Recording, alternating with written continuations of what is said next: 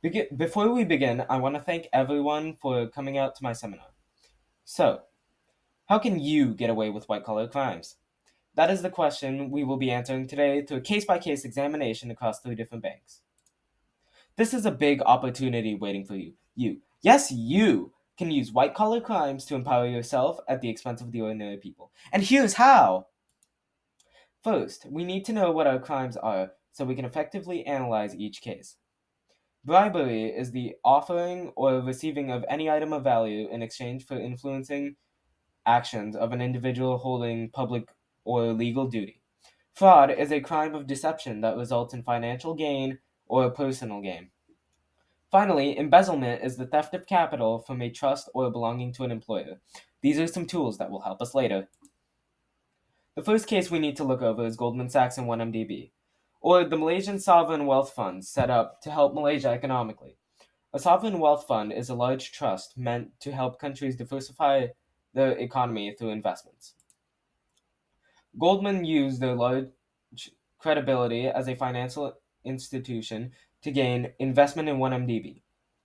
The scheme spanned multiple continents and the complex group of different funds. According to the Department of Justice, or DOJ, $1.6 billion in bribes were paid off. According to the DOJ, an additional $1.2 billion was embezzled, making for a total of $2.8 billion embezzled in total. On the right pictured is the web of money transfer simplified, which goes to find everything from a holding company to not pictured the Wolf of Wall Street. So, the next time you watch a Red Granite Pictures production, you could thank the people of Malaysia for their generous contributions. Goldman did several things right for themselves. For example, they used their credibility as a large financial institution to persuade investors that the investor money would go towards economic growth in Malaysia. They then used the money meant for economic growth and development to line their own pockets for starters, which you should learn how to do. Ultimately, this would set the people of Malaysia, who were going to use this money to build things like power plants, back.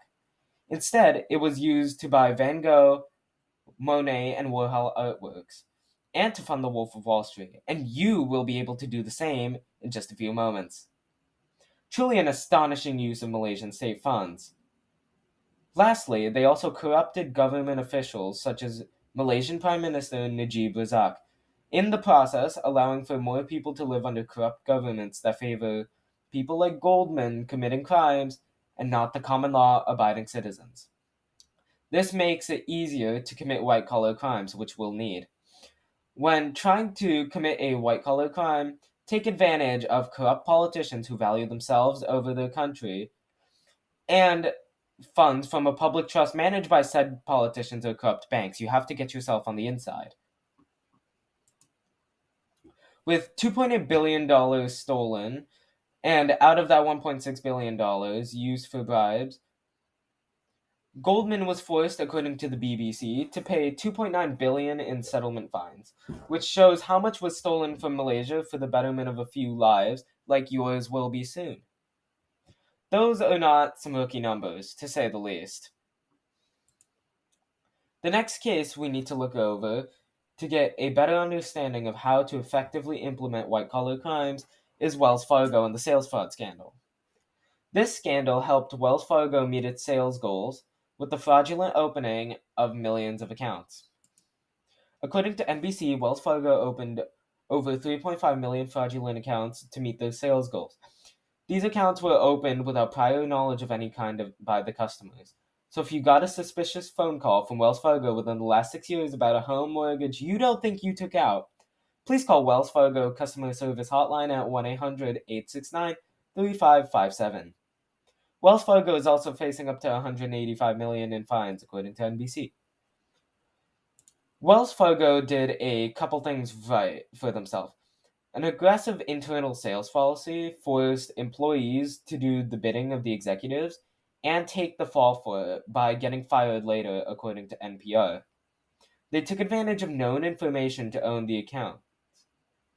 Since they had this known information, according to NBC, 3.5 million accounts were opened. On the right, you can see just who this affects so that you can live your lavish lifestyle. Wells Fargo executives pocketed millions in bonuses while ordinary people were left paying fees. Take notes on the use of customer data to make their customers pay fees for services they didn't sign up with, for alongside the aggressive sales culture that threatens people who don't do the work for the corporate executive's bonus payout. These can help if you're an executive who needs to make one last play to finally strike it rich. Lastly, we need to go over some of HSBC's money laundering scandals. Money laundering is the cycle of dirty money entering the finance system and being moved around to clean its trail.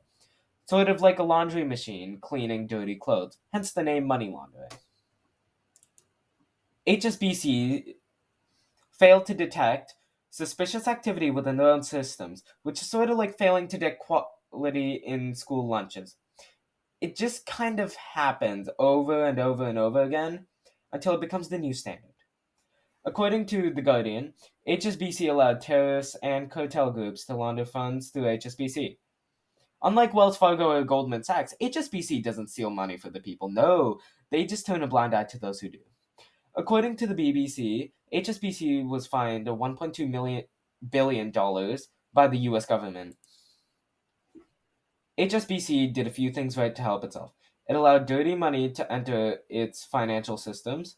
It missed over 1,780 red flags and failed to monitor accounts from high risk countries, according to The Guardian. But since HSBC got such a large client, it was able to make millions while the money went back to helping cartels and terrorist groups. Note these vulnerable systems that allow global terrorists and cartels to enter the global financial system and gain even more funds. Use these to your advantage to do the same. Now, some opposition to our big idea is that white collar crimes can only benefit the rich, or that these crimes can only help the people get ahead. While they benefit the rich, they often take from the poor, which is a consequence of our actions, sadly. And they are federally illegal, so committing them is an unfair advantage. Along this journey, we have learned that to get away with white collar crimes, you need to do things like embezzle money from a public fund, build to help economic growth and aid in an emergent country, open fraudulent accounts to make your bonus and leave the ordinary people paying the fees, or to launder money for cartels and terrorists, so that you can take home a good fee. While that money goes to punish innocent people around the globe, who knows what backlash your actions will have? But do you need to care when you're on your brand new yacht in St. Lucia? Probably. So, do you think you can get away with a white collar crime? Thank you for attending my seminar and have a great day.